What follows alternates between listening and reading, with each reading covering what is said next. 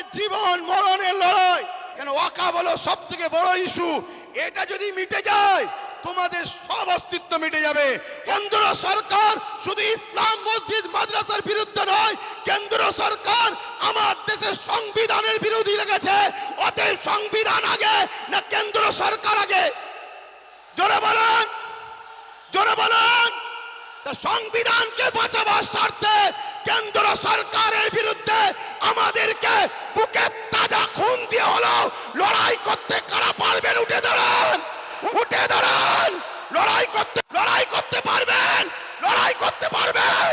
তারা আজ থেকে অঙ্গীকার নেন, কেন্দ্র সরকারের পক্ষে কারো কথা এই বাংলার বুকে আমরা হতে দেব না। এতে আপনারা রাজি আছেন না নয়? রাজি আছেন না নয়? কেন্দ্র সরকার যাকে গুরু বলে মানে, আমেরিকা ডোনাল্ড ট্রাম্পকেও নিয়ে এলো, ভারতের ইতিহাসে ওয়াকাফকে নিতে পারবে না, এটা চ্যালেঞ্জ দিয়ে যাচ্ছি আমি আপনাদের কাছে।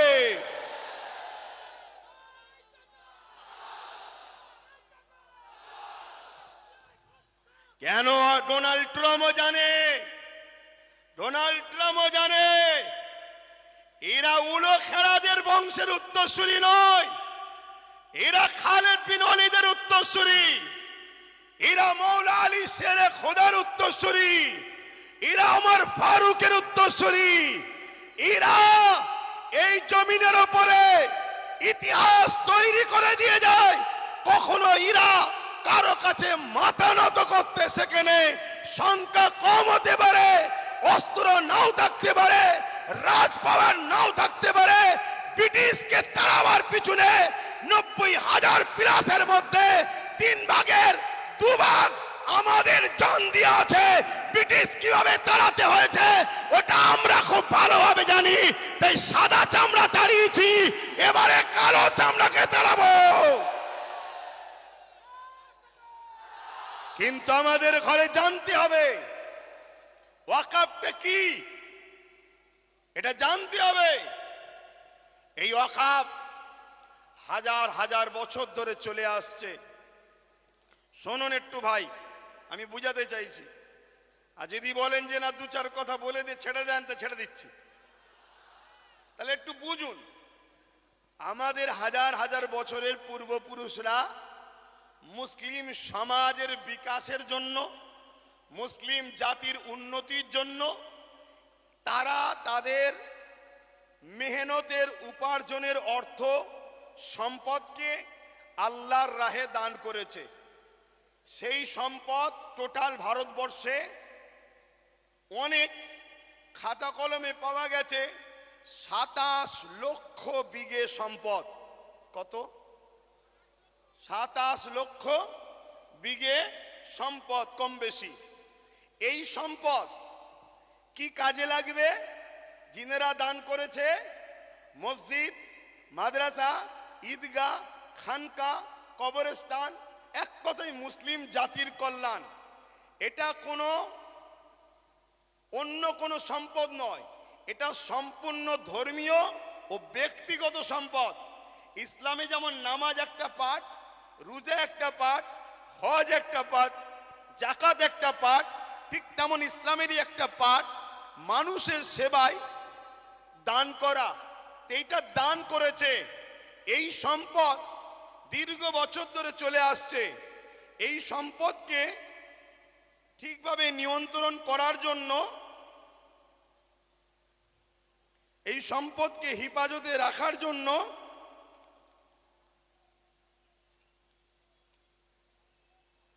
সর্বপ্রথম ভারতবর্ষে 1954 প্রথম একটা আইন তৈরি করা হয়। কংগ্রেস পিরিয়ড চলছিল। তাদের কাজকে আমি খুব একটা খারাপ বলবো না।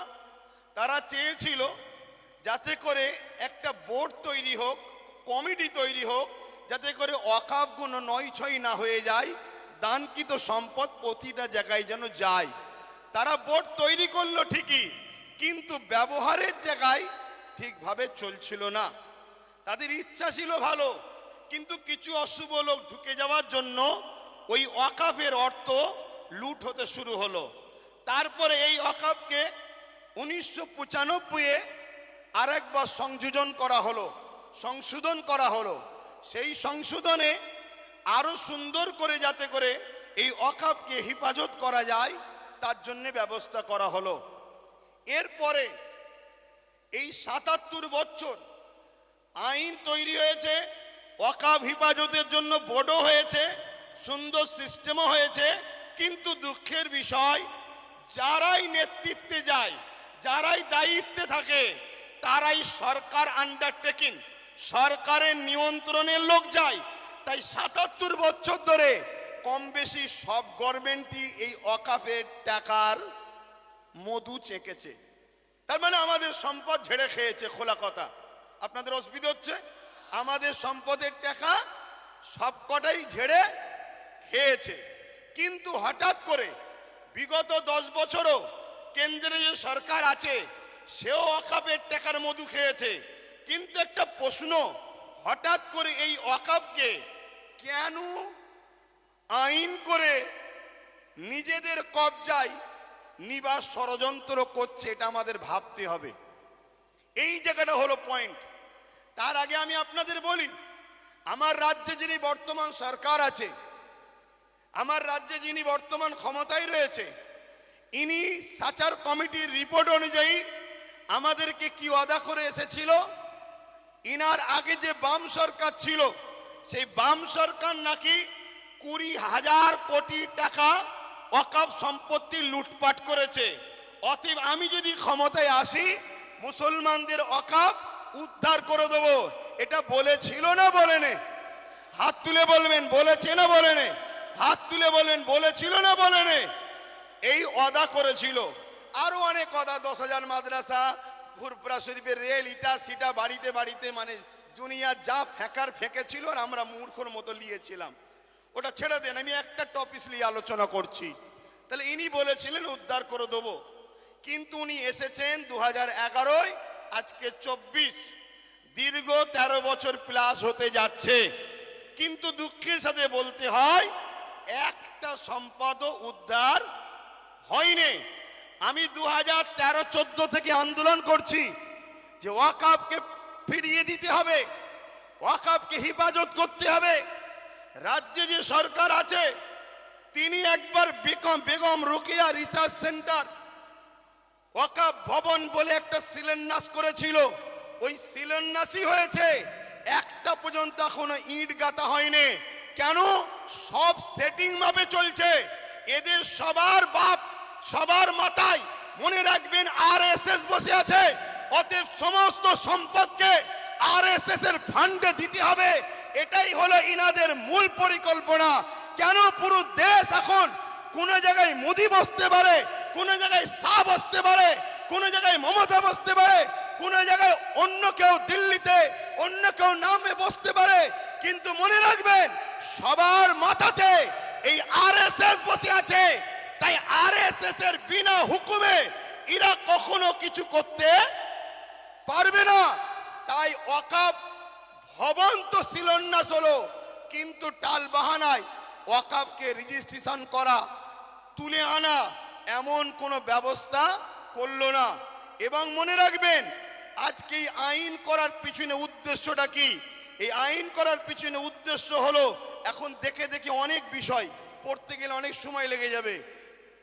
৭৭ বছর ধরে কম বেশি সবাই খেয়েছে, এই টুকটুক টুকটুক করে সবাই খেয়েছে। কেন্দ্র সরকার চাইছে টুকটুক করে খেয়ে লাভ নাই, সব তো আমার হাতে, সব তো আমার হাতে। প্রধানমন্ত্রী আমার, স্বরাষ্ট্রমন্ত্রী আমার, সব আমার। কোর্টকে আইন অবশ্যই সম্মানের, কিন্তু কোর্টের মধ্যে অনেক জজও আমার, লয়ারও আমার। প্রেসার দিয়ে অনেক কিছু করে নেব। তার প্রমাণ হলো 1.5 ঘন্টার মধ্যে সাম্বালের মসজিদের জন্য আদেশ চাইলো, সঙ্গে সঙ্গে দিয়ে দিল। আচ্ছা, আমার কলিকাতার সেই বোনটা কোথায়? আরজি করেন কোথায়? আরজি করেন। আজকে সেই বোন ইনসাফ পেল না। 1.5 ঘন্টার মধ্যে মসজিদের তলায় কি আছে খোঁড়ার জন্য রায় পেয়ে যায়। এটা কি সেটিং ছাড়া অন্য কিছু হতে পারে? এটা সেটিং ছাড়া অন্য কিছু হতে পারে? এইভাবে কেন্দ্র সরকার দেখছে টুকটুক করে খেয়ে হবে না। টুকটুক করে নিয়ে হবে না, সবই তো আমার।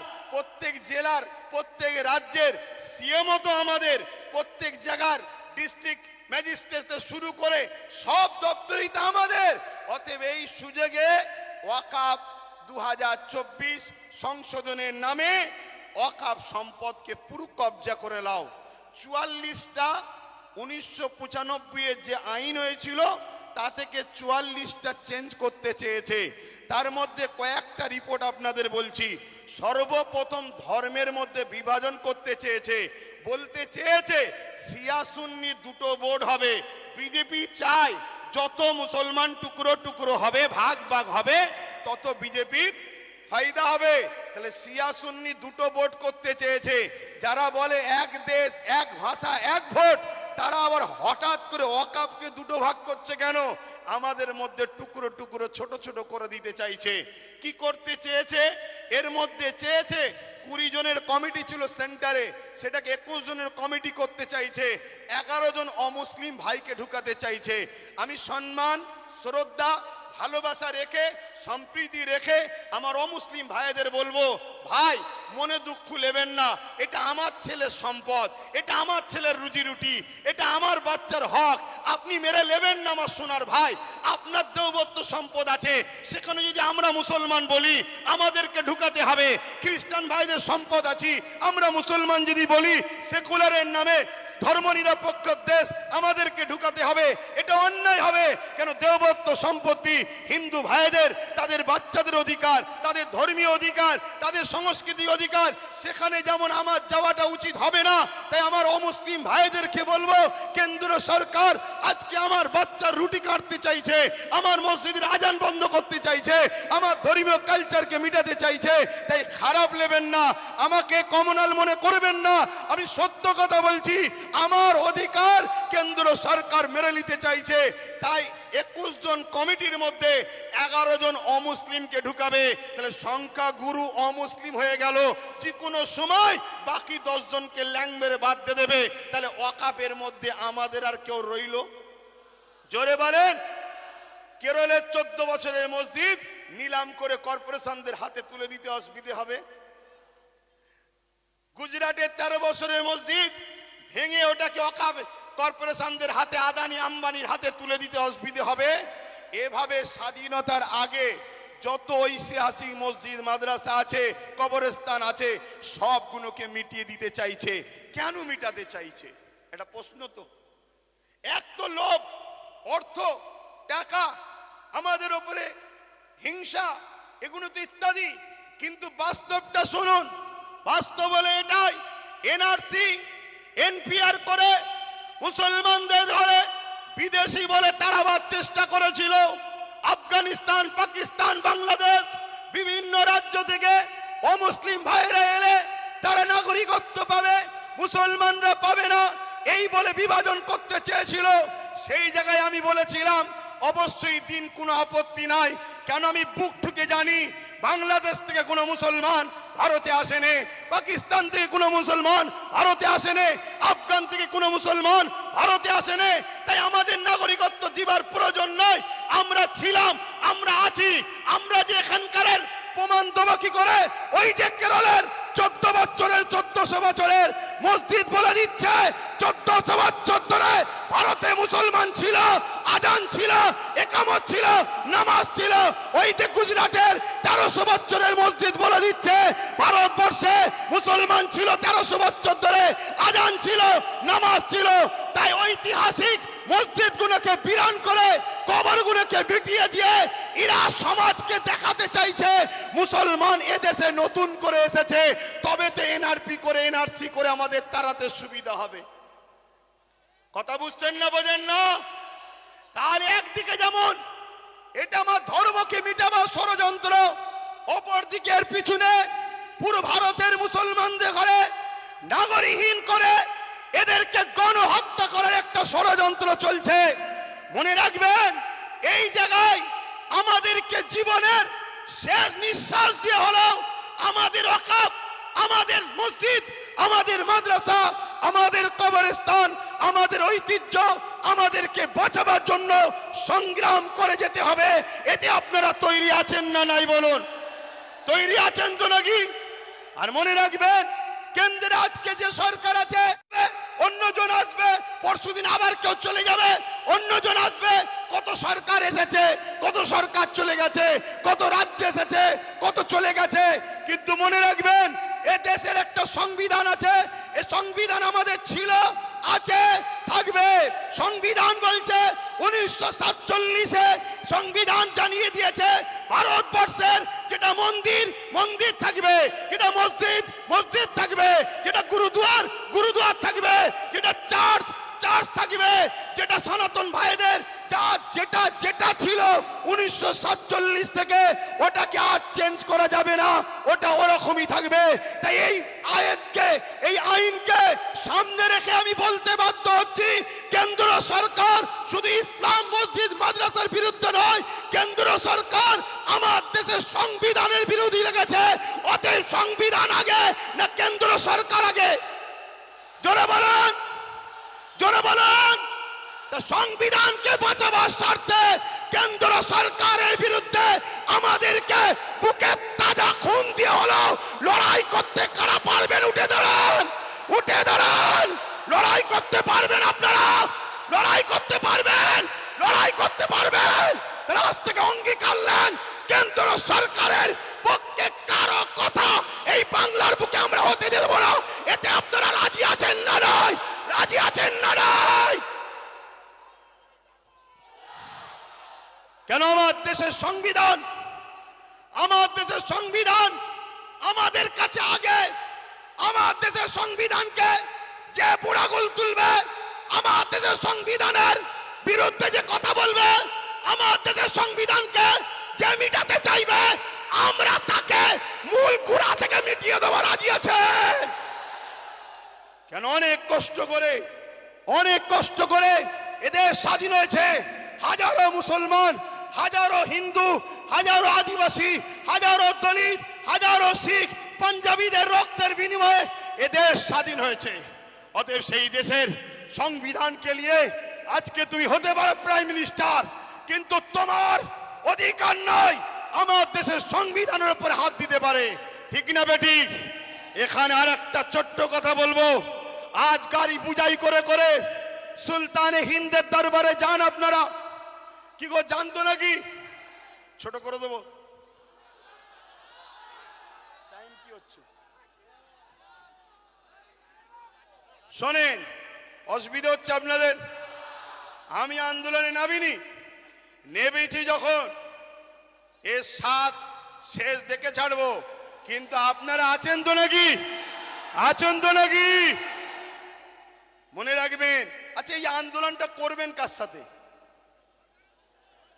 না, এই আন্দোলনে কাদেরকে সাথে নিয়ে আন্দোলন করবেন বলুন? কাদেরকে? বিগত ৭৭ বছর যারা ঝেড়ে খেয়েছে তাদের ঘরে? আরে খাওয়া তো শিখালো ৭৭ বছর ধরে তারা। একটা ছোট্ট কথা বলি শোনেন। পাড়ায় চোর পড়েছে, শুনছেন তো? পাড়ায় চোর পড়েছে, সবাই বলছে চোর ধরো, চোর ধরো, চোর ধরো। ওই ভিড়েতে চোরও ঢুকে যে বলছে চোর ধরো, চোর ধরো, চোর ধরো। শুনছেন না শোনেন রে? আমরা কতটা নসিব ফাটা দেখুন। আমাদের নিজেদের কর্মের জন্য আমাদের সংখ্যালঘু মন্ত্রীকে, যে কিনা মুসলিম নয়, শুনছেন তো নাকি? আমাদের অকাউলিয়ে বিরোধী দল হয়ে নেতা হয়ে চিল্লাবে কে? যে কিনা মুসলমান নয়। আজকে বুকে হাত দিয়ে বলুন, আব্বাস সিদ্দিকীকে আজকে মনে পড়ছে না পড়েনি? আজকে বলুন। আমি বলেছিলাম চেয়ারের একটা পায়া দরকার, মনে পড়ছে? বলেছিলাম, মনে পড়ছে? আজকে বলুন, টোটাল ভারতবর্ষে যদি বা বাংলা থেকে যদি ২-৫টা নওশাদ সিদ্দিকীর মতো যদি সেন্টারে পাঠানো যেত, তাহলে বিল করার সাথে সাথে চেয়ার ছুঁড়ে মারত। এখান থেকে সংবিধানের বিরুদ্ধে কথা বলছিস, কিন্তু আজ আমরা লোভে পড়ে গেলাম বা জালিমদের লুটারতে আমরা হেরে গেলাম। কিন্তু মনে রাখবেন, এই লড়াই অনেক দিনকারের। আগামী দিন অস্তিত্ব বাঁচাবার জন্য যেমন আমাদেরকে রাজপথে সংবিধানের অধিকার নিয়ে লড়াই করতে হবে, ঠিক তেমনি সংবিধানের অধিকার নিয়ে নিজেদেরকে বাঁচার জন্য, নিজেদের অকাপ বাঁচাবার জন্য একটা চেয়ারের পায়ারও দরকার আছে না নাই? জোরে বলে আছে না নাই? মনে রাখবেন, তাই আমাদের ঘরে এখানেও দরকার, ওখানেও পাঠাতে হবে। যখনই সংবিধান বিরোধী কিছু কথা হবে তখনই তারা লড়বে। আজকে বলুন, আব্বাস সিদ্দিকী ভুল করেছিল? ভুল করেছিল? এই গত দুদিন আগে পার্লামেন্টে আমার পশ্চিম বাংলার বিধানসভায় ওয়াকফ নিয়ে আলোচনা হচ্ছিল। বড় বড় দাঁড়িয়ে রাখা মৌলী সাহেব কলকাতায় দাঁড়িয়ে বড় বড় ফুটানি দিচ্ছিল, ওর মধ্যে ঢুকে একটা ওয়াকফের পক্ষে কথা বলেনি, একটাও কথা বলেনি। আমি আপনাকে রিপোর্ট বলে যাচ্ছি, কেন? ও যদি কথা বলে পরের বারে টিকিট পাবে না, পরের বারে টিকিট পাবে না। তাহলে এইরকম যদি মুনাফিক মুসলমান আমাদের মাথায় বসে থাকে, তাহলে আমাদেরকে লুটবে না তো কাদেরকে লুটবে? তাহলে এর জন্য আমাদের দোষ আছে না নাই?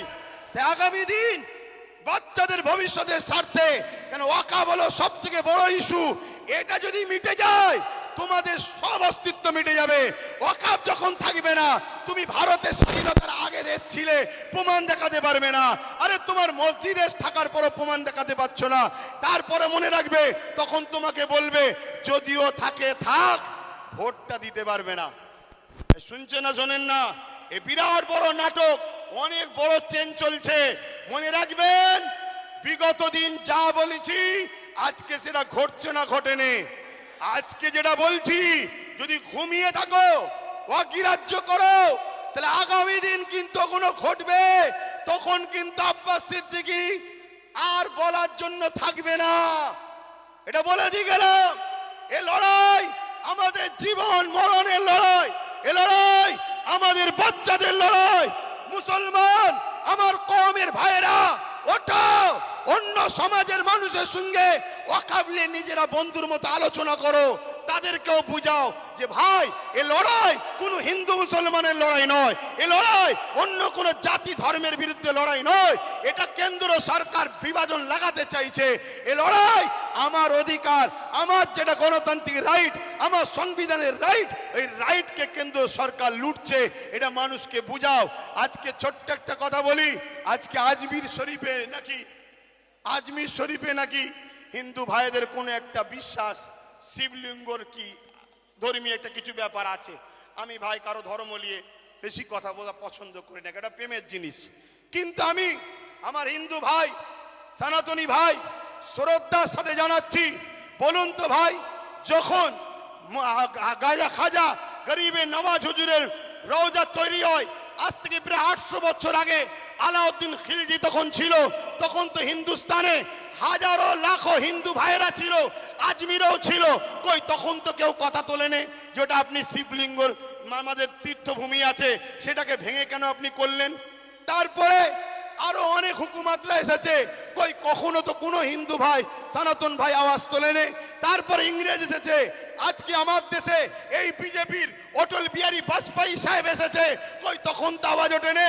এটা শুধুমাত্র আমাদেরকে ব্রেন ডাইভার্ট করছে, হিন্দু ভাইদের করে বোকা বানানো হচ্ছে। শ্রদ্ধার সাথে বলছি, আপনারা নিশ্চয়ই জানেন এলআইসি কে বিক্রি করে দেওয়া হয়েছে। এলআইসিতে চাকরি গেছে কাদের? খারাপ নেবেন না, এলআইসি মুসলমানরা চাকরি করে না, আমার হিন্দু ভাইদের চাকরি গেছে। হকারকে বন্ধ করে দেওয়া হয়েছে, কাদের কাছে চাকরি বলুন? আমার হিন্দু সনাতন ভাইদের। শুনুন আমার হিন্দু ভাইরা, সনাতন ভাইরা, শ্রদ্ধা দিয়ে বলছি, যতটা আপনি ভারতকে ভালোবাসেন আমিও ততটা ভালোবাসি। আমি আপনাকে ছোট করছি না, তবে আমার ধর্ম বলছে দেশকে ভালোবাসা, তাই দেশের জন্য মরা এটা আমাদের জন্য পুণ্যের কাজ। দেশকে আমরা এতটাই ভালোবাসি, তাই আপনাদেরকে শ্রদ্ধার সাথে জানাচ্ছি, মনে রাখবেন রেল বিক্রি হয়ে গেল, জিনিসপত্রের দাম কিভাবে চলছে, একটার পর একটা, কারেন্ট থেকে শুরু করে এয়ার থেকে শুরু করে এয়ারপোর্ট থেকে শুরু করে সব বিক্রি হয়ে যাচ্ছে। তাই আইকে চোখকে ঘোরাবার জন্য এই সব ষড়যন্ত্র চলছে। আসুন আমার সনাতন ভাই, আদিবাসী ভাই, দলিত ভাই, সাঁওতাল ভাই, শিখ ভাই, পাঞ্জাবি ভাই, ভারত আপনার, ভারত আমার, ভারত আপনার, ভারত আমার। আমি বলছি ভারত আপনার, আপনার আপনার আপনার, আমি আপনার ভাই, আমারও ভারত। আসুন মিলেমিশে যেভাবে ব্রিটিশের কালো থাবা থেকে আমার দেশকে আজাদ করেছি, এই সকল অশুভ যারা দেশকে লুটছে এদের হাত থেকে আমরা দেশকে আবার নতুন করে ফিরিয়ে সুন্দর করে সাজাবার জন্য কাঁধে কাঁধ মিলিয়ে চলি। মনে রাখবেন আমার সনাতন ভাই, আদিবাসী ভাই, দলিত ভাই, সাঁওতাল ভাই, ভারতবর্ষ হলো একটা গাছ, একটা গাছ, একটা বট গাছ বলেন আর যে কোনো গাছ বলেন, একটা শক্তিশালী বড় গাছ। এই গাছের অনেক শিকড় আছে, এই শিকড়ের নাম একটা সনাতন, একটা আদিবাসী, একটা দলিত, একটা সাঁওতাল, একটা বাগদি। মনে রাখবেন আমার ভাইরা, একটা শিকড়ের নামও মুসলমান। যদি একটা শিকড় কাটে গাছ দুর্বল হবে, অর্থাৎ দেশ দুর্বল হবে। মনে রাখবেন আমরা কারো দয়াতে খাই না, আমরা খাই রাজ্জাক আল্লাহর দয়াতে খেয়ে থাকি। তো ভাইরা আমার, এখানে মনে রাখবেন আজকে সব ষড়যন্ত্র চলছে, এই ষড়যন্ত্র থেকে আমাদেরকে খুব বুঝে বুঝে পা ফেলতে হবে। তাহলে এই লড়াই হিন্দুদের বিরুদ্ধে নাকি আদিবাসী, সাঁওতাল, বাগদি, খ্রিস্টান না, কোন ভারতীয়দের বিরুদ্ধে লড়াই নয়। এই লড়াই সংবিধানের পক্ষে, সংবিধান মিটানোকারী কেন্দ্র সরকারের বিরুদ্ধে আমাদের এই লড়াই, ঠিক না বেঠিক? আজকে রাজ্য সরকারকেও এখান থেকে বলি, রাজ্য সরকারকে এখান থেকে বলি, আপনাকে 35 বা 36টা এমপি দিয়েছে আমার সরল প্রাণ ভাইয়েরা, আমার সরল প্রাণ ভাইয়েরা ভালোবেসে দিয়েছে, ঠিক আছে, আপনাকে বিশ্বাস করেছে। এই বিশ্বাসের ন্যূনতম হকটা আদায় করুন। যদি আপনি বিশ্বাসের উপযুক্ত না হন, আগামী দিনে আপনার বামফ্রন্টের মতো অবস্থা হবে, সেটা পরের বিষয়। কিন্তু বিশ্বাসের উপযুক্ত হন। এই ভারতবর্ষে, এই বাংলায় 35 বা 36 না কটা 34টা এমপি দিয়েছে, 34টা। মনে রাখবেন বিল অকবার নিলে হবে না। অনেকে বলছেন অকবার নেব না, অকবার নয়। যদি ক্ষমতা থাকে, যেভাবে দিদিমণি আসার সময় পার্লামেন্টে সংবিধান উল্টো ধরে চিল্লাচ্ছিল, দেখেন না, ছিঁড়াছিড়ি করছিল, ওই রকম ওখানে বক্সিং মারবেন ভেতরে। কথা বুঝছেন না, বোঝেন না? শেষবার চান্স দিচ্ছি, শেষবার চান্স দিচ্ছি। এই লড়াই সংবিধানকে বাঁচাবার লড়াই, শুধু মুসলমানদের লড়াই নয়, সংবিধানকে বাঁচাবার লড়াই। আপনি সংবিধানের স্বার্থে করেন, আমাদের ভালো যদি নাও চান, কমসে কম সংবিধানকে তো ভালোবাসেন, সংবিধানের স্বার্থে করেন। আর একটা কথা রাজ্য সরকারকে বলে যায়, সেটা হলো এটাই, আপনার অনেক আইবি লোক আছে, পুলিশ বন্ধুরা রয়েছে, খবর আপনাদের কাছে চলে যাবে ঠিকই। শ্রদ্ধার সাথে বলছি, যে ওয়াদা করেছিলেন ওয়াকাফ ফিরিয়ে দাও, ফিরিয়ে দেব, এই ওয়াকাফকে ইমিডিয়েটলি ফিরিয়ে দেন। ওয়াকাফকে যারা দখল করেছে দখল মুক্ত করেন। এ কথা যখনই বলা হবে, রাজ্য সরকার কি বলে জানেন? যে ওইভাবে বোলডুজার আমি চালাতে পারবো না। কিন্তু আমরা দেখেছি এই রাজ্য সরকার গরিব হকারদের করে বোলডুজার চালিয়ে ভেঙেছে। দেখেছেন না? দেখেন না? তাহলে আমার হিন্দু ভাইয়েরা, আদি সনাতন ভাইয়েরা, আমরা আপনাদের দুশ্মন নয়। মোদি দুশ্মনের নজর আপনাদের দেখাচ্ছে। চশমা খুলে ভাইয়ের নজরে দেখেন, আপনাদের জন্য আমার জান দিতে প্রস্তুত আছি আমরা, ঠিক না বেঠিক গো? আমার হিন্দু ভাইয়েরা আমাদের নয়, তাই বলে দিলাম। তবে মনে রাখবেন, যদি মনে করেন, যদি কেউ মনে করেন যে আজ মনে হয় মুসলমানরা ফেঁসে গেছে, এখানে সেন্টারে আমাদের, রাজ্যে আমাদের, সব জায়গায় আমাদের, তাহলে আমি বলবো সত্য এমন একটা জিনিস, সত্য এমন একটা জিনিস, পৃথিবীর সব মিথ্যা এক জায়গায় হয়েও সত্যকে মিটাতে পারে না। কিন্তু ইনসাফের স্বার্থে, ইনসানিয়াতের স্বার্থে বলে গেলাম। যাক, আমি সংক্ষেপ করছি, শেষ কথা আপনাদের কাছে বলি, আগামী দিন দিল থেকে বলুন, এ লড়াই কি এখানে শেষ না চলবে? এই লড়াই এখানে শেষ না চলবে? এই লড়াইয়ের দুটো পন্থা আছে। একটা পন্থা হলো সংবিধান অনুযায়ী, সংবিধান যেভাবে রাইট দিয়েছে, সংবিধানের বাইরে গিয়ে আমি তাহলে নাই, সংবিধান অনুযায়ী কলিকাতার রাজপথ ধরে এই আন্দোলন পুরো দরকার হয়, একেবারে যেভাবে দখল নিয়েছে ওভাবে দখল নিতে হয়, লিয়া হবে, ঠিক আছে না বেঠিক? এক কথা বলেন, দরকার আছে না নাই? তো মনে রাখবেন, এই লড়াই চলবে, কিন্তু সংবিধানের ডায়েরির মধ্যে থেকে, সংবিধানের আন্ডারে থেকে, সংবিধানের বাইরে গিয়ে নয়। আর একটা কথা বলি, আপনারা বোকার মতো ছুটবেন না। ওই জায়গায় বললাম, চোর ভিড়ে ঢুকে বলছে চোদ্দার চোদ্দার চোদ্দার, যারা আন্দোলন করছে বিগত দিন তাদেরকে দেখা গেছে যারা ওয়াকফ ঝেড়ে খায় তাদের মুখে মুখ দিয়ে গুজুর গুজুর করেছে। আমার একটু ভাষা খারাপ ভাই, কারণ আমার ছেলে শুকিয়ে আছে, তো আমার ছেলে তো খেতে পাই না, আমি তো গার্জেন, আমার বাচ্চা শিক্ষা পাই না, আমার বাচ্চা গরিব, আমার বাচ্চা কলকাতায় হোস্টেল পাচ্ছে না, পড়তে পাচ্ছে না, অথচ কলকাতায় 33 খানা এতিমখানাকে দখল করে রেখেছে শাসক। 33 খানা এতিমখানা রয়েছে কলকাতায়, ভিআইপি জায়গা রয়েছে, ওই জায়গাগুলোতে সব বিভিন্ন প্রমোটিং হয়ে যাচ্ছে, কোটি কোটি টাকা লেনদেন হচ্ছে রাজ ক্ষমতার জোরে। এমনি বলিনি যে রাজ ক্ষমতা দরকার, এমনি বলিনি রাজ ক্ষমতা দরকার। আরে আব্বাস সিদ্দিকী আসবে না, ওই নওশাদকে দিয়েছে, ওটাই থাকবে তোদের সাথে। আমি আমার যেটা করছি করব, কিন্তু তোমাদেরকে ভাবাচ্ছি, তোমরা ভাবো আজকে বিধানসভায় এতগুলো তো মুসলিম এমএলএ রয়েছে, এমপি রয়েছে, এই গত পরশু দিনে আলোচনা হয়েছে, কারো মুখে কথা নেই। তোমাদের নওশাদ, তোমাদের ভাঙড়বাসী, তোমাদের নওশাদ, তোমরা গর্ব করো তোমাদের নওশাদ। তোমাদের এই ভাঙড়ে পাওয়ার গ্রিড যখন তৈরি হয় 3 বিঘে ওয়াকফ জায়গা ঝেড়ে নিয়েছে। আমি বলে যাচ্ছি, মিলিয়ে নাও, 3 বিঘে ওয়াকফের জায়গা পাওয়ার গ্রিডের নামে নিয়েছে। পাওয়ার গ্রিডের প্রয়োজন আছে না নাই ভাঙড়বাসী জানে, ও বিষয় যাচ্ছি না, আরো জায়গা আছে তো, কিন্তু ওয়াকফ নিবি কেন? কথা বুঝে আসছে? আমি একটা ছোট্ট কথা বলবো, অনেকে বলতে পারে নওশাদ কি করলো, আমি একটা কথা বলবো, ওর আমি বড়, আমার ধর্মীয় হিসাব অনুযায়ী ও আমার জুতো ঘুরিয়ে দিতে হবে, ওর বড় ভাই আমি, সম্মানের দিকে। কথা বুঝে আসছে? আমি ওর নাম করতেছি না। আমি একটা ছোট্ট কথা বলবো, ভাঙড়ে এয়ারপোর্টের নামে জমি নিতে গেছিল, জানেন তো? নিতে পেরেছে? এটা তোমরা তোমরাই তোমাদের নিজেদের তকদিরকে, আল্লাহর হুকুম তো বটে, করেছো ভালো। কি যদি ও না থাকতো, অন্য কেউ থাকলে একদিন সই করে জমিলে লাখ লাখ হাজার হাজার মুসলমানদের ঘর উচ্ছেদ হয়ে যেত। কথা মাথায় ঢুকছে? কিন্তু ওই নেশার ঘোর এখনো কাটেনি। শুধু একটাই করো, যেখানে মুসলমান গ্রুপ বেশি হয় কেস দিয়ে তুলে দাও, নাই ভোটাভুটিতে ভাগ করে দাও, আর না হয় জমি অধিগ্রহণের নামে কেড়ে নাও। তো ভাই আমি আর কথা বাড়াবো না, আগামী দিন আপনারা আমার সাথে আছেন তো নাকি? কথা বলুন, আছেন তো নাকি? একেবারে সত্য হাত তো, এটা একদম কোনো ধোকা নয় তো। অনেক কষ্ট করে যেতে হবে, গাড়ির পয়সা খরচ করে। সরকার নয়, আমি সরকারি ফান্ড নেই, সরকার নয়, সরকারি ফান্ড নেই। আর আমাকে পিছন থেকে সরকারও দেয়নি যে আব্বাস তুমি একটু নেমে যাও, আমাকে বলুনি, শুধু ওইদিকে বলো না, 8 আনা যে খাবে সেও চোর, 1 টাকা যে খাবে সেও চোর। কথা বুঝে আসছে না নাই?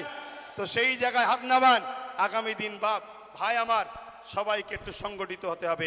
মা বোনেদের ঘরে বাড়ি বাড়ি গিয়ে শোনাবেন যে ওয়াকফ আমাদের বাঁচাতে গেলে গণতান্ত্রিক প্রক্রিয়ার সংগ্রাম যেমন, আর একটা হলো কি, লাঠি তৈরি করতে হবে। লাঠি বোঝেন না? হ্যাঁ, এখানে বিল হচ্ছে, সেখানে যদি আপনার লোক থাকে বিল ধরে ছিঁড়ে ফেলবে, বেশি কথা বললে চেয়ারের উল্টো দিক দিয়ে দেবে। ওই দরকার আছে না নাই? হ্যাঁ, কেন তুমি সংবিধান বিরোধী কাজ করছো?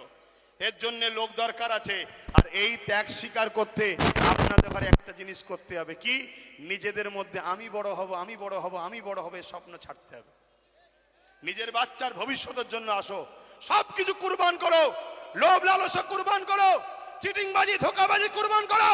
2-4টে গাদ্দারি করেছে বলে চিন্তা করনি, মনে রাখবে ও গাদ্দারদের চিন্তা করার দরকার নেই।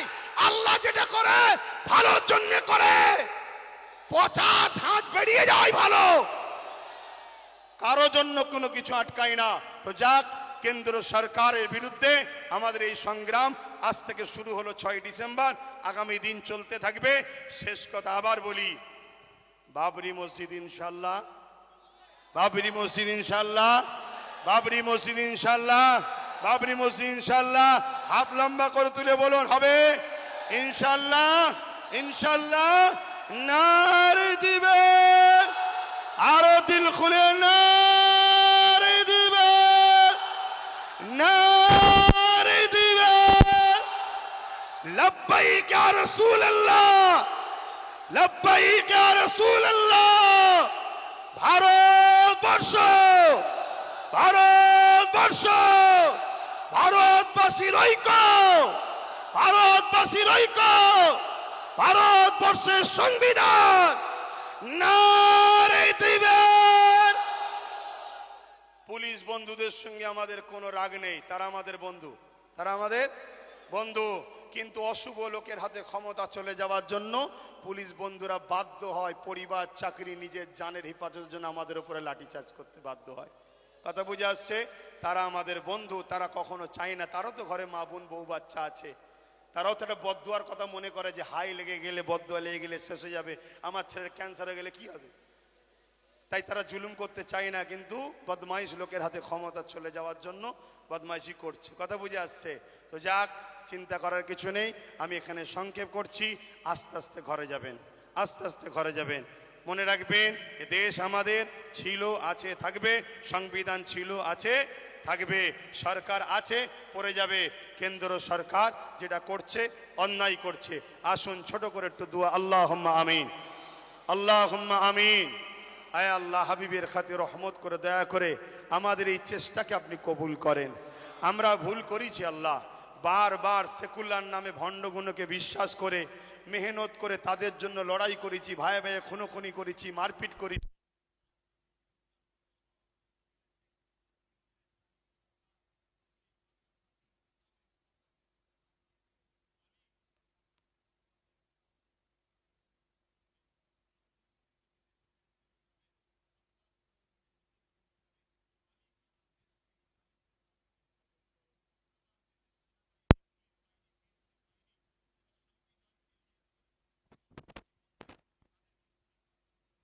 খুশিতে রাখেন। আমার দেশের সনাতনী হিন্দু, জৈন, খ্রিস্টান, শিখ, পাঞ্জাবি, বৌদ্ধ, সমস্ত ধর্ম বর্ণের ভাষার মানুষ সবার মধ্যে মানব বন্ধন দিন, সবাইকে মিলেমিশে রাখেন। এই তামাম কায়নাতের সৃষ্টিকর্তা আল্লাহ, জানি আপনি আমাদেরকে পরীক্ষা নিতে শুরু করেছেন যে তোরা আমাকে কত ভালোবাসি দেখবো। আল্লাহ, আপনার পরীক্ষায় যেন আমরা নিজেদের জানকে দিয়ে হলেও এই জালিমের গদিকে তুলতে পারি, এই ক্ষমতা আপনি আমাদেরকে দেবেন আল্লাহ। আয় আল্লাহ, আপনি আমাদেরকে পরীক্ষা নিচ্ছেন, পাশাপাশি আপনার কাছে ভিক্ষা চাই, আপনি আমাদেরকে আরো কামিয়াবি দেন। এখান থেকে দোয়া আছে আমার ছোট ভাইকেও আপনি কামিয়াবি দেন, আরো যারা নাই প্রাণ সত্যের সাথে কাজ করছে তাদেরকেও কামিয়াবি দেন। মালিক, ধোকাবাজ, চিটিংবাজ, প্রতারণাকারী, ছদ্মবেশী, মুনাফিক মুসলমানদের থেকেও আমাদেরকে সতর্ক থাকার তৌফিক দেন। আমার রাজ্যকে সুন্দর রাখুন, ভালো রাখুন, নিরাপদে রাখুন। প্রশাসন বন্ধুদেরকে আল্লাহ তাদেরকেও সুন্দর জীবন দেন। তাদের উপরে অনেক চাপ পেশার, তারপরেও দোয়া চাই মালিক তাদের পক্ষ থেকে যারা নিরপেক্ষভাবে কাজ করে তাদেরকে ভালো রাখবেন। আর যদি কেউ গায়ের জোর, পাওয়ারের জোর দেখায় মালিক, তার বিচারও আপনার কাছে দিলাম মালিক, আপনি তাদের বিচার করবেন। এই সাধারণ মানুষকে আপনি হেফাজত করবেন। এই সংগঠনের ছেলেদের প্রচেষ্টাকে কবুল করুন। আমিন। লা ইলাহা ইল্লাল্লাহ মুহাম্মাদুর রাসূলুল্লাহ। আসসালামু আলাইকুম।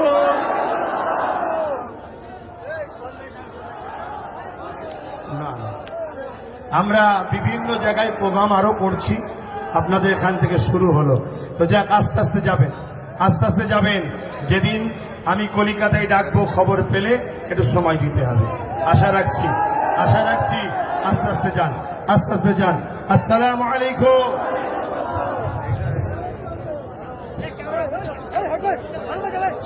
স্বেচ্ছাসেবক ভাই যারা আছেন, আপনারা গাড়িগুলো যাতে করে ভালোভাবে বার করতে পারে সেই ব্যবস্থাটা আপনারা করে দিন।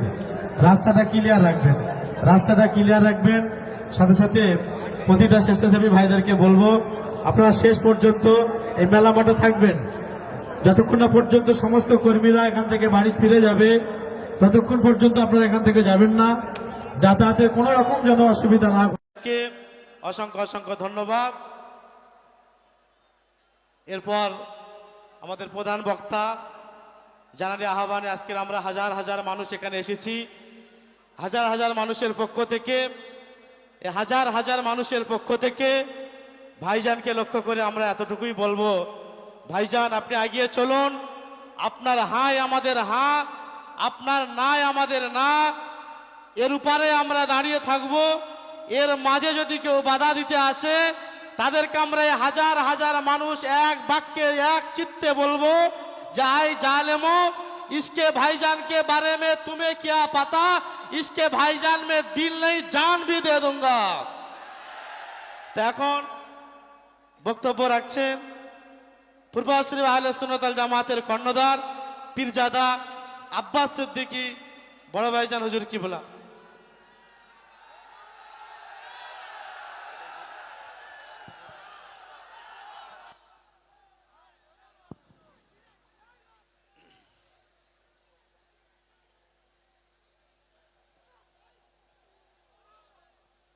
আসসালামু আলাইকুম ও রহমতুল্লাহি ওয়া বারাকাতুহু।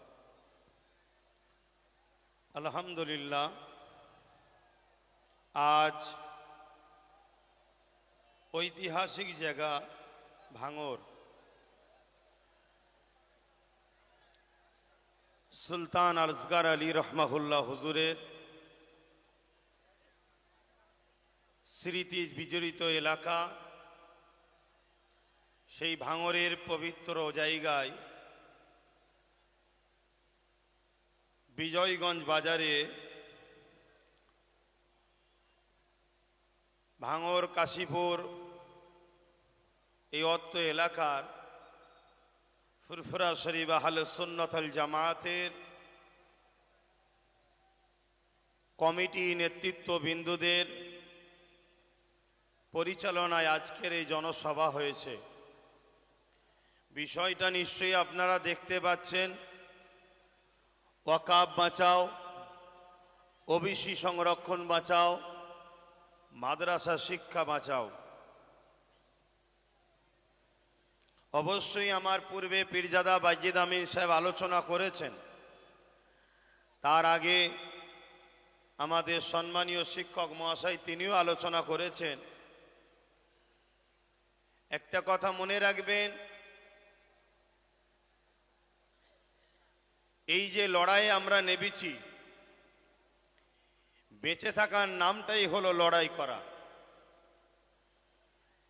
বেঁচে থাকতে গেলে লড়াই করতে হবে। আজকে যে বিষয়টা পুরো ভারত জুড়ে চর্চা চলছে সেটা হলো ওয়াকাফ। এই ওয়াকাফ নিয়ে সংক্ষেপে আমি আপনাদের কাছে দুই একটা কথা বলছি। প্রথমে আমি এটা বলি, এই ওয়াকাফ সম্বন্ধে আমার কওমের মুসলিম সম্প্রদায়ের হাজারো লাখো মানুষের জানা নাই ওয়াকাফটা কি। একটু মন দিয়ে শুনবেন ভাই, কেন বিষয়টা আমাদের জানা দরকার। আমরা যদি না জানি, আগামী দিন নতুন করে আবার কিছু গাদ্দার ছদ্মবেশী মুনাফেক আসবে, আপনাদেরকে নতুন করে আবার নিলামে তোলা হবে, আবার ধোঁকা দেওয়া হবে, আবার বিক্রি করা হবে, আর আপনারা অতি সামান্য পয়সাতে বড় সহজে বিক্রি হয়ে যাবেন। এই জায়গা থেকে দাঁড়িয়ে যদি আপনারা রুখে না দাঁড়ান, টিপ যদি না ধরেন, আমি মনে করি এ কথা বলাটা আমার অপরাধ হবে না। আপনাদের পরের প্রজন্ম, নিউ জেনারেশন, ছেলে মেয়ে বাচ্চা যারা আছে, তারা আপনাদেরকে কখনো মাফ করবে না। এমন যেন মনে হবে যে এই বাচ্চা কোনো মুসলিম ঘরে জন্ম লিয়াটাই অপরাধ করে ফেলেছিল। কেন এদের বাপ দাদুরা, এদের মা বোনেরা, এদের আত্মীয়রা তারা সজাগ সচেতন নয় বলে আজকে বারবার আমরা ঠকতে ঠকতে এমন একটা জায়গায় আমাদের বাচ্চাদেরকে পৌঁছাতে যাচ্ছি যেখান থেকে ঘুরে দাঁড়াবার আমাদের বাচ্চাদের কিন্তু আর উপায় থাকবে না। দুনিয়ায় দুমুঠো খেয়ে বাঁচবে কি, তার থেকে বড় বিষয় দুনিয়ায় এক আল্লাহকে মানতে পারবে কি, প্রফেট মুহাম্মদ রসুলকে মেনে চলতে পারবে কি, প্রকাশ্য কলেমা পড়তে পারবে কি, নামাজ মসজিদে পড়তে পারবে কি, মসজিদে হাইয়া আলাস সালাহ হাইয়া আলাল ফালাহ বলতে পারবে কি, কুরআন পড়তে পারবে কি, মুখে দাড়ি মাথায় টুপি দিতে পারবে কি, মা বেটিরা হিজাব পর্দা রাখতে পারবে কি? এই অস্তিত্বের লড়াইয়ে কিন্তু আজ আমরা নেমেছি। তাই প্রথমে আমাদের জানা দরকার এই ওয়াকাফটা কি। খুব ভালো করে শোনেন, ওয়াকাফ বিষয় যদি আমরা না জানি তাহলে আমাদেরকে বোকা বানাতে খুব সহজ হবে। মনে রাখবেন, ইতিপূর্বে এই দেশে একজন রাজা ছিল যার নাম আকবর। নামটা শুনতে মুসলমান হলো, কিন্তু সে ছিল একটা হতভাগা। কোরআনের বিরুদ্ধে একটা দ্বীন ইলাহি বলে কিতাব বার করেছিল। সে আকবর দেখেছিল আমি সবাইকে বোকা বানাতে পারলো, এই খেটে খাওয়া, এই লেবার শ্রেণী, মাথায় টুপি না থাকতে পারে, পরনায় জুব্বা না থাকতে পারে, মাদ্রাসার চৌকাঠে পা না দিতে পারে, কিন্তু এই মুসলিম সমাজকে কোরআনের বিরুদ্ধে নিয়ে যাওয়া এত সহজ ব্যাপার হবে না। এরা গান যাত্রা ফাংশনে চলে যাচ্ছে, এদের অন্যায়, কিন্তু কোরআনের বিরুদ্ধে হাত উঠলে আমি আকবরকে, আমার অস্তিত্বকে মিটিয়ে দিতে এই মুসলমান কিন্তু এক পা পিছপা হবে না। তাই হতভাগা আকবর দ্বীনে ইলাহি ঘোষণার আগে বড় প্ল্যান মাফিক কোটি কোটি টাকা দিয়ে মুফতি খরিদ করেছে, মৌলানা খরিদ করেছে, পীর সাহেব খরিদ করেছে, তৎকালীন সময়ে এক শ্রেণীর মানুষ সবাই নয় খরিদ করেছে। তাদের দ্বারা দিয়ে মুসলিম সমাজ যখনই অন্যায়ের বিরুদ্ধে দাঁড়াতে যায়, তখনই এই সকল ছদ্মবেশী আলেম উলামা, মুফতি মৌলানা গুলোকে তাদের সামনে দাঁড় করিয়ে দেওয়া হয়। এরা তখন আকবরের পক্ষে বিভিন্ন দলিল খাটিয়ে আকবরের গদি টিকিয়ে বাঁচিয়ে রাখার ষড়যন্ত্র করেছে। কিন্তু এক মুজাহিদ দাঁড়িয়েছিল, হযরতে মুজাদ্দিদ আল-পেশানি, তিনি কিন্তু আকবরের বিরুদ্ধে সংগ্রাম করলো এবং তিনার পক্ষে যারা হকপন্থী আলেম উলামা ছিল তিনারাও দাঁড়ালেন। সংখ্যা অল্প হতে পারে, কিন্তু মুজাদ্দিদ আল-পেশানি ফতে হয়েছিলেন। আকবরের নাম নিশানা মিটে গেছে। আজও পৃথিবীর মানুষ কোটি কোটি আকবরের নাম নিশানা জানে না, তার আস্তানা কোথায়, তার দরগা কোথায়, তার কোথায় সমাধি জানে না। কিন্তু মুজাদ্দিদ আল-পেশানির কাছে কোটি কোটি মানুষ আজও ছুটে ছুটে যাচ্ছে, কেন? তিনি হকের পক্ষে ছিলেন। তো মনে রাখবেন, কেন্দ্রে যে সরকার আছে, আজকের এই জালিম, অত্যাচারী, স্বৈরাচারী, সংবিধান বিরোধী, দেশ বিরোধী, ভারতবাসী বিরোধী এই যে সরকার, এই সরকারও হয়তো আগামী দিন হাজারো লাখো উলামাদেরকে খরিদ করে নেবে। তারা আপনাদের কাছে আসবে, বুঝাবে না কেন্দ্র সরকার তোমাদের ক্ষতি করছে না। তাই আমি জানাতে চাইছি, ওয়াকাফটা কি আগে জানুন।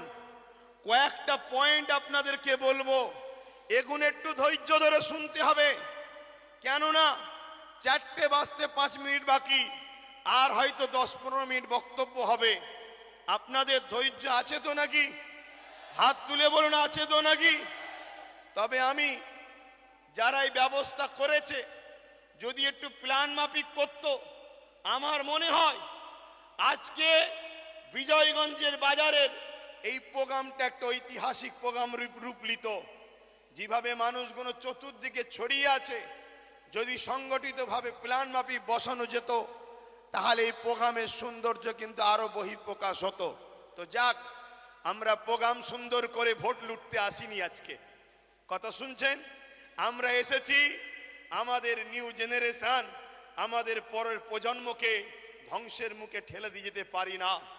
একজন বাপ হিসাবে, একজন ভাই হিসাবে, একজন চাচা হিসাবে, একজন বন্ধু হিসাবে, একজন সন্তান হিসাবে আপনাদেরকে বুঝাতে এসেছি, ওয়াকাফ অফ করা, উৎসর্গ করা, মানুষ তার নিজের ব্যক্তিগত সম্পদকে খুশি করে আল্লাহর রাহে উৎসর্গ করে।